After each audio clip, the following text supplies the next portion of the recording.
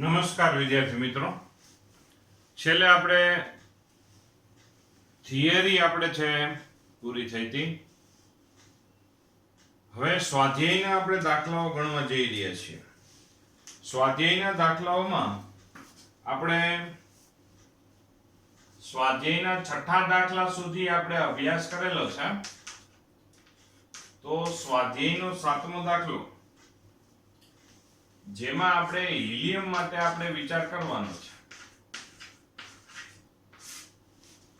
તો હિલિયમ માટે ઓરડાના તાપમાને પહેલી કન્ડિશન છે કે ભાઈ ઓરડાનું તાપમાન એટલે કે 27 સેલ્સિયસ એટલે કે 300 કેલ્વિન.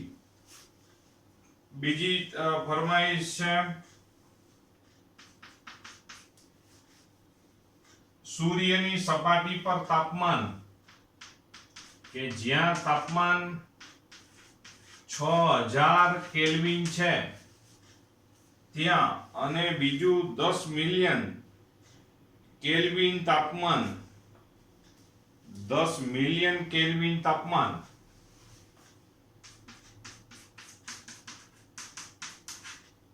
મિલિયન એટલે 10⁶, એટલે કે 10⁷ કેલ્વિન જેટલું ટેમ્પરેચર જે તારાના કોઈ સ્ટારના કેન્દ્રમાં રહેલું છે, તો ત્યાં જે હિલિયમ વાયુ છે આ બધી જગ્યાએ તે હિલિયમ વાયુની એક અણુની સરેરાશ આપણે ગતિ ઉર્જા શોધી દેવાની છે. એક અણુની સરેરાશ ગતિ ઉર્જા આપણે મેળવી દેવાની થાય છે. તો હવે આ એક પરમાણ્વિક વાયુ છે.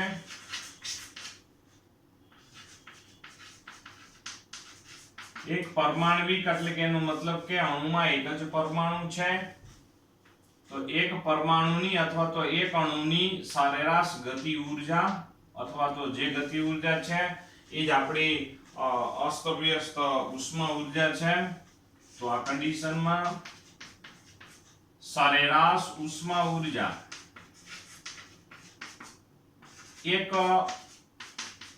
એક પરમાણ્વિક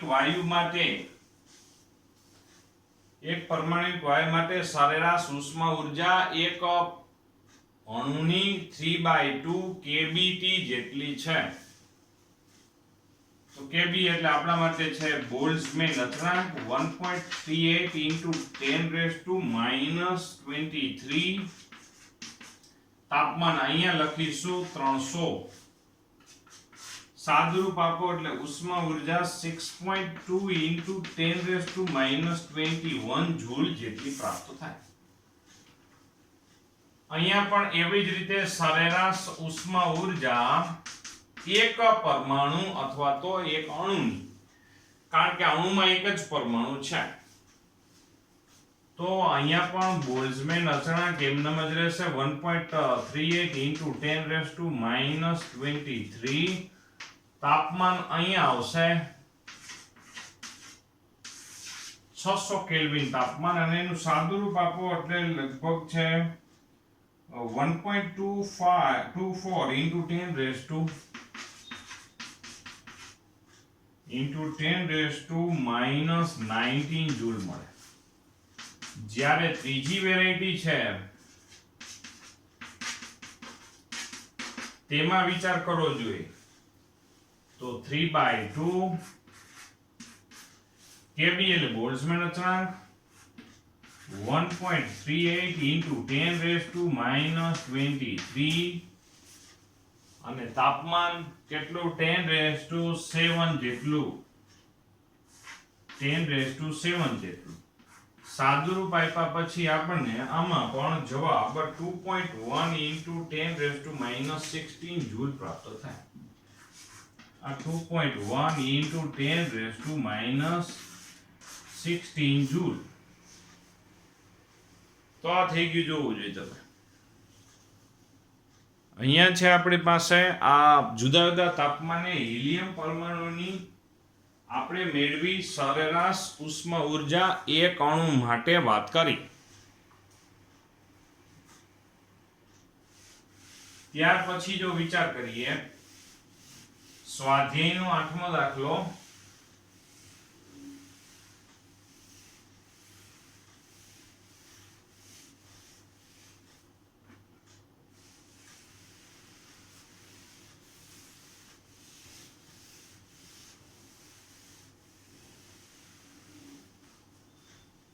સ્વાધ્યાયના 8મા દાખલામાં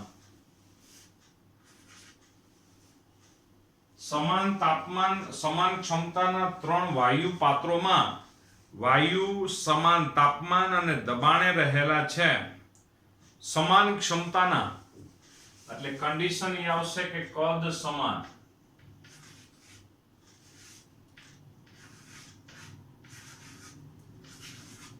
કદ સમાનની વાત આવે છે. ત્યાર પછી આપણે એમ કે છે કે આને માણસો એમ કે છે કે ભાઈ કદ સમાન પછી તાપમાન સમાન.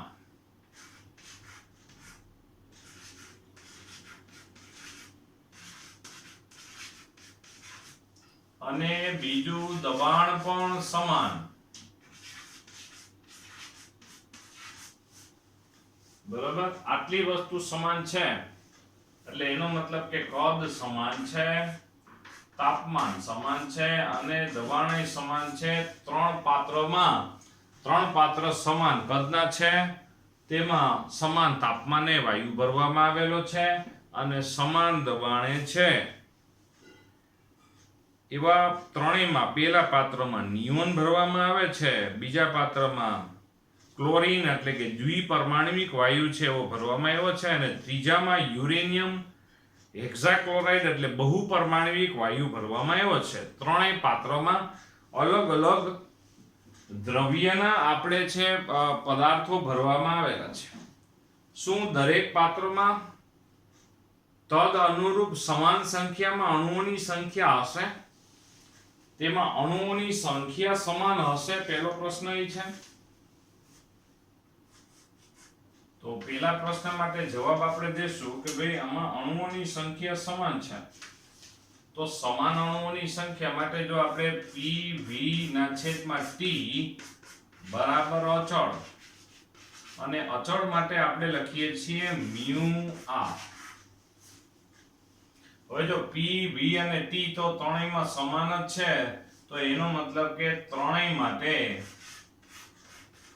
અહીંયા લખીશું ત્રણેય માટે μ એટલે કે મોલ સમાન પ્રાપ્ત થાય. મોલ સમાન પ્રાપ્ત થાય તો એનો મતલબ એવો થયો કે ત્રણેય માટે મોલ સમાન પ્રાપ્ત થાય તો એનો મતલબ એવો થાય કે ત્રણેયમાં સમાન અણુઓની સંખ્યા હશે એમ આપણે કહી શકાય. ત્રણેય માટે આપણે સમાન અણુઓની સંખ્યા હશે. તો અહીંયા લખીશું કે ભાઈ ત્રણેય પાત્રમાં અણુની સંખ્યા સમાન થાય. તો હવે બીજો પ્રશ્ન માટે આપણે આગળ વધીએ. બીજા પ્રશ્નમાં આપણે શું પૂછ્યું છે? આમાં બીજા પ્રશ્નમાં એમ કીધું કે શું દરેક કિસ્સામાં સરેરાશ વર્ગિત ઝડપનું વર્ગમૂળ સમાન હશે, એટલે કે RMS નું મૂલ્ય સમાન હશે? તો ના હોય તો કયા વિસ્તારમાં RMS મહત્તમ હશે? તો VRMS આપણી પાસે સમીકરણ અંડર રૂટમાં આપણી પાસે 3kBT ના છેદમાં m એટલે કે એક અણુનું દળ છે. એટલે એનો મતલબ એવો થયો કે VRMS ઝડપ છે એ √m ના વ્યસ્ત પ્રમાણમાં ચાલે છે. √m ના વ્યસ્ત પ્રમાણમાં ચાલે છે. તો હવે આમાં ત્રણેય કિસ્સામાં અણુઓની RMS સમાન ન હોય. ત્રણેય પાત્રમાં જે ભરેલા વાયુઓ છે એ દરેક વાયુના અણુઓનું દળ સમાન નથી.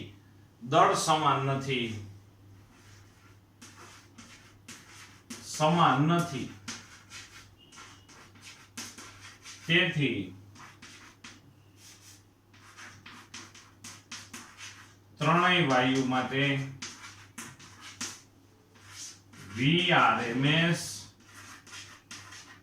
સમાન ન થાય. તો કોનું છે ભાઈ RMS મહત્તમ હોય? જેનો દળ સૌથી ઓછું હોય. જે અણુનું દળ, કોનું કયા અણુનું દળ સૌથી ઓછું હોય? નિયોનનું દળ. નિયોનના એક અણુનું દળ સૌથી ઓછું તો તેની VRMS વધુ થાય. તો લ્યો આપને પ્રશ્ન એ પૂછ્યો હતો કે VRMS ઝડપ છે એ સમાન થાય તો પેલા ના પાડી. બીજું તો સૌથી વધુ કોની? તો આપણે કહેવાનું કે નિયમનું, કારણ કે દળ એનું સૌથી ઓછું છે એટલા માટે. ત્યાર પછી આપણે આગળ વધીએ. સ્વાધ્યાયના 9મા દાખલા તરફ.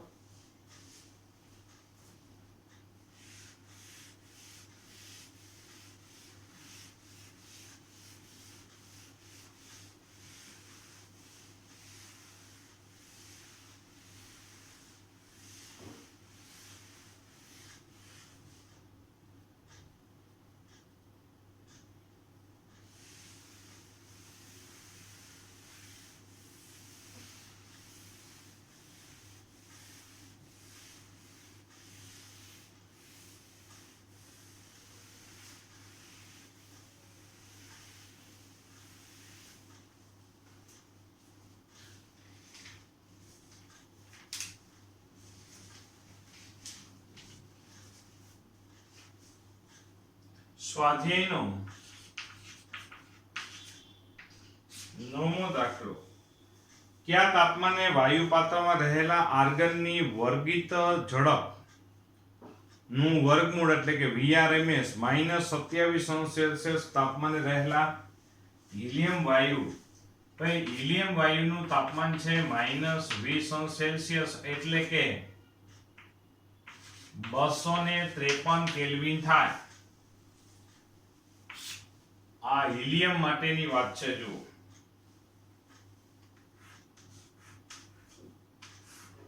હિલિયમ માટે અને આર્ગન માટે આપણે જો વિચાર કરીએ તો એનું તાપમાન આપણે છે T1 આપણે શોધવાનું છે. T1 તાપમાન શોધી દેવાનું. તો આર્ગન માટે આપણે ભાઈ આપણે શું આપ્યું છે? આર્ગનનું પરમાણુનું દળ આપણે આપવામાં આવેલું છે. આર્ગનના બે પરમાણુનું દળ આપણને છે 39.9 AMU આપવામાં આવેલું છે. અને હિલિયમ માટે અહીંયા 1 કહી દઈએ અને આપણે 2 કહી દઈએ. હિલિયમ માટે જે 4 AMU જેટલું આપવામાં આવેલું છે દળ. તો હવે VRMS ની આપણી પાસે સમીકરણ 2 માટે જો આપણે લખીએ VRMS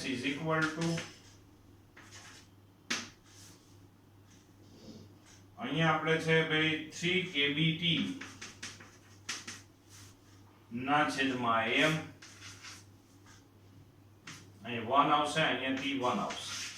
under રૂટમાં VRMS under રૂટમાં 3 kBT2 ના છેદમાં m2.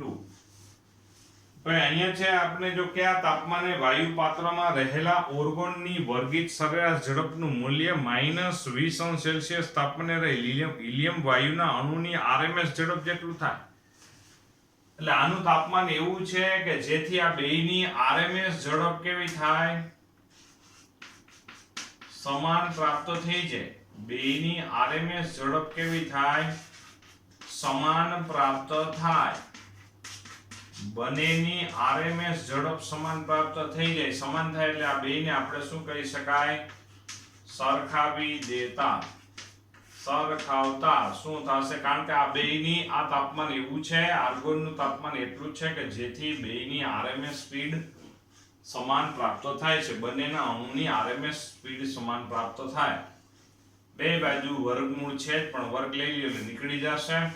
T1 ને આપણે શોધવાનું છે. 3 kB ઉડી જશે. T1 બરાબર T2 ના છેદમાં m2 ગુણ્યા m1. તો હવે T1 બરાબર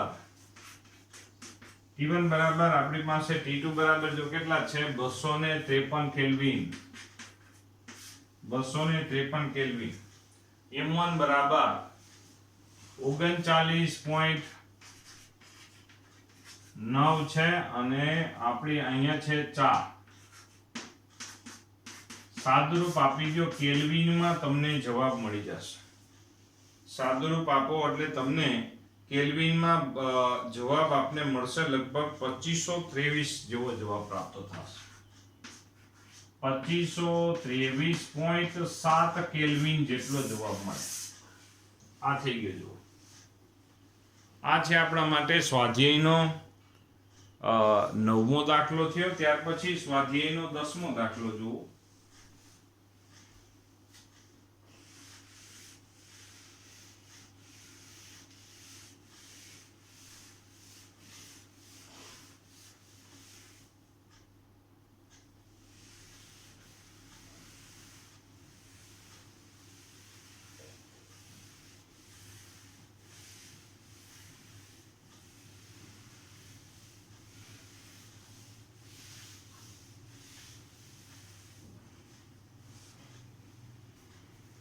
સ્વાધ્યાયના 10મા દાખલામાં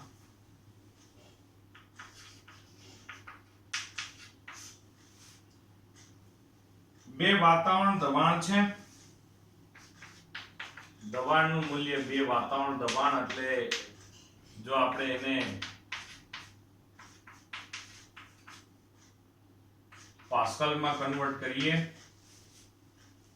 તો 1.01 × 10⁵ વડે ગુણી નાખીએ. તાપમાન છે આપણી પાસે 17 ડિગ્રી એટલે કે 290 કેલ્વિન ટેમ્પરેચર. 290 કેલ્વિન ટેમ્પરેચર છે. નાઇટ્રોજન અણુ માટે સરેરાશ મુક્ત પથ અને અથડામણ દર શોધવાનો છે. સરેરાશ મુક્ત પથ આપણે શોધી દેવાનો છે. તો તેના માટે આપણે છેલ્લે જે સરેરાશ મુક્ત પથનું સમીકરણ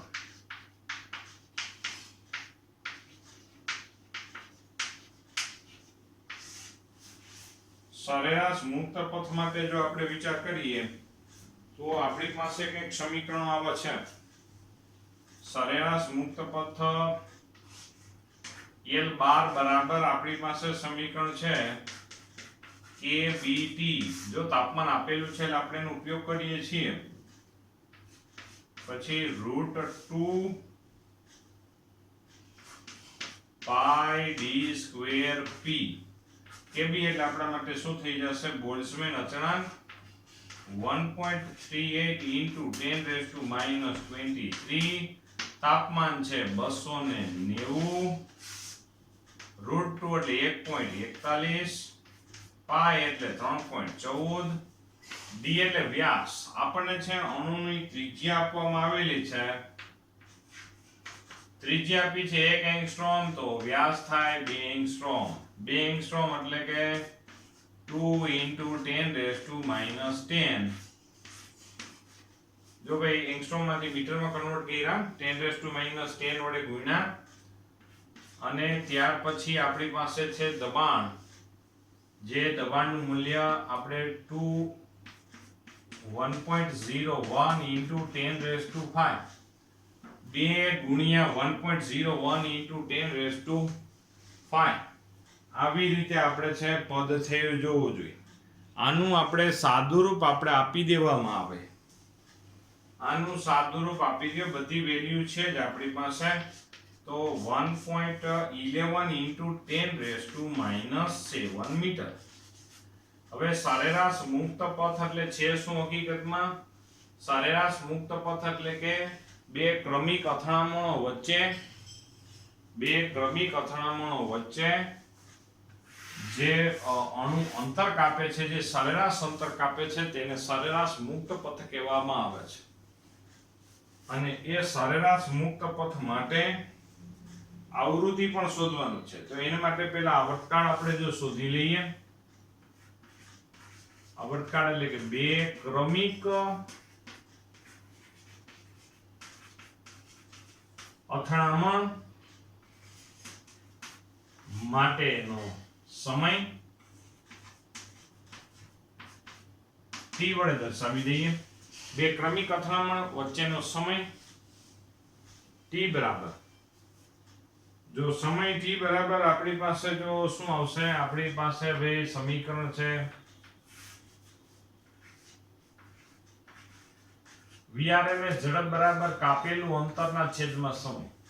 કાપેલું અંતર બે ક્રમિક અથડામણો વચ્ચે લાગતો બે ક્રમિક અથડામણો દરમિયાન કાપેલું અંતર લ્યો તો સમય કેવો થાય, બે ક્રમિક અથડામણ દરમિયાન લાગતો સમય. માની લ્યો કે એક અથડામણ થઈ 5 વાગે, બીજી અથડામણ થઈ 6 વાગે, તો ઈ 5 થી 6 દરમિયાન ઈ કેટલું અંતર કાપશે, માની લ્યો કે l જેટલું અંતર કાપશે અને કાપેલું અંતરના છેદમાં સમય, તો એ સમય કયો કે 1 કલાક. 1 કલાક એટલે કે પેલી 5 વાગે અથડામણ થઈ, બીજી અણુની 6 વાગે અથડામણ થઈ.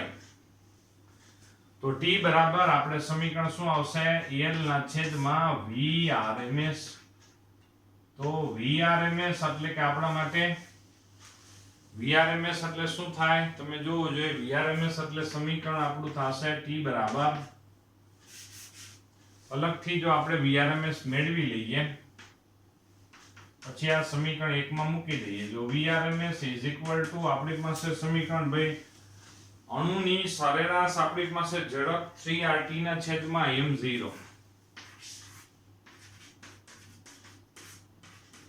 જો અહીંયા kb લખો 3kbt ના છેદમાં m, તો m એટલે એક અણુનું દળ થાય. જો અહીંયા વાયુ નિયતાંક r જો પસંદ કરેલો હોય તો અહીંયા અણુભાર લખવાનો થાય છે. vrms એટલે કે ભાઈ અણુની સરેરાશ ઝડપ છે. r એટલે કે આપણા માટે 1.31, t એટલે તાપમાન કેટલું છે 290. અણુભારે આપેલો છે, કેનો ભાઈ અણુભાર જોવો જોઈએ આપણે. વાયુ તરીકે કોણ છે, નાઇટ્રોજન છે. નાઇટ્રોજનનો અણુભાર છે 28 આપણી પાસે છે, પણ એ 28 આપણે ગ્રામ પ્રતિ મોલ માં હોય, ગ્રામ પ્રતિ મોલ. તો એને કિલોગ્રામ માં લખવું હોય તો 28 ગુણ્યા 10⁻³ આ થઈ ગયું. જો અને આપણે સાદું રૂપ આપી દયો તો આપણે RMS ઝડપ મળી જશે, vrms ઝડપ મળી જશે. અને vrms ઝડપ 5.1 × 10⁻², 5.1 × 10⁻² મીટર પ્રતિ સેકન્ડ આ થઈ ગયું. જોવું 5.1 × 10⁻² મીટર પ્રતિ સેકન્ડ થશે. જો આ RMS ઝડપ થઈ ગઈ. હવે બે ક્રમિક અથડામણો માટે લાગતો સમય, બે ક્રમિક અથડામણો માટે લાગતો સમય t બરાબર l ના છેદમાં vrms. તો l બરાબર આપણી પાસે કેટલા છે જોવો જોઈએ, આ 1.1 × 10⁻⁻7 ના છેદમાં આપણી પાસે vrms એટલે કેટલા ભાઈ 5.1 × 10⁻². તો બે ક્રમિક અથડામણો માટે લાગતો સમય કેટલો મળી જશે, 2.17 × 10⁻⁻10. આ બે ક્રમિક અથડામણો માટે વચ્ચેનો સમય મળી જશે. અને એની આવૃત્તિ શોધવી હોય તો એ મળે, જેને આપણે સંઘાત એટલે કે અથડામણની આવૃત્તિ પણ કહેવાય. આવૃત્તિ એટલે કે 1 સેકન્ડમાં આટલા સમયમાં એક અથડામણ થાય છે, અને આવૃત્તિ એટલે કે 1 સેકન્ડમાં થતી અથડામણની સંખ્યા. આવર્તકાળના વ્યસ્તને આવૃત્તિ કહેવાય.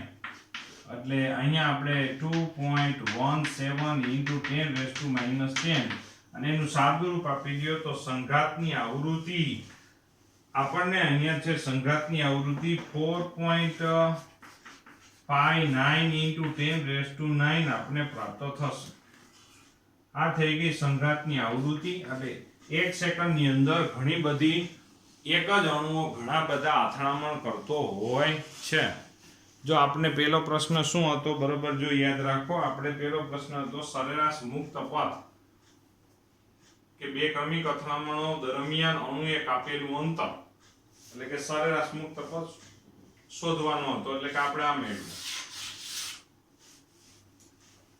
ત્યાર પછી બે ક્રમિક અથડામણ વચ્ચે લાગતો સમય અને સંઘાતની આવૃત્તિ એટલે કે જેનો શબ્દ વાપરી શકાય અથડામણનો દર. અથડામણનો દર એટલે કે દર સેકન્ડે થતી અથડામણની સંખ્યા. અહીંયા આપણે લખી શકાય કે આ આપણા માટે શું હતું? અથડામણનો દર હતો. દર સેકન્ડે થતી અથડામણની સંખ્યા હતી. ત્યાર પછી જો રકમ આગળ વાંચીએ, નાઇટ્રોજન અણુની ત્રિજ્યા 1 એંગસ્ટ્રોમ લો અને અથડામણ સમયને અને અણુની 2 ક્રમિક અથડામણ વચ્ચેનો સમય સાથે સરખાવો. અથડામણ સમય એને કહેવાય કે કેટલા સમય સુધી અથડામણ રહી. ધારો કે હું માથું દિવાલ આરે ભટકાડું તો માથું અને દિવાલ વચ્ચેનો જે સંપર્ક સમય છે ને એને આપણે અથડામણ સમય કહેવાય. એટલા દરમિયાન અથડામણ ચાલી એમ. બરાબર? તો એ અથડામણ સમય આપણે શોધવાનો છે અને એનો આપણે પછી 2 ક્રમિક અથડામણ માટે લાગતા સમયની સરખામણી કરવાની છે. સરખામણી એટલે કોણ મોટું કોણ નાનું. એમાં ભાઈ મોટું તો કોણ હોય? 2 ક્રમિક અથડામણ માટે લાગતો સમય મોટો જ હોય. હું ધારો કે છે દિવાલમાં માથા ભટકાડતો હોય, દિવાલમાં આવી રીતે માથા ભટકાડું તો હકીકતમાં છે સંપર્ક સમય, સંઘાતનો સંપર્ક સમય છે કેવો રહેશે? ખૂબ જ સૂક્ષ્મ રહેશે. ધારો કે હું એમ કહું દર સેકન્ડે હું આમાં અથડામણ કરતો હોય તો હકીકતમાં અથડામણ સમય એટલે કે મારું માથું અને દિવાલ વચ્ચેનો જે સંપર્ક સમય છે એ તો કેવો હશે? ખૂબ જ માઇક્રોસેકન્ડનો જ હશે. બરાબર? તો હકીકતમાં છે એ સમય આપણે કેવી રીતે મેળવશું? સંઘાતનો સમય.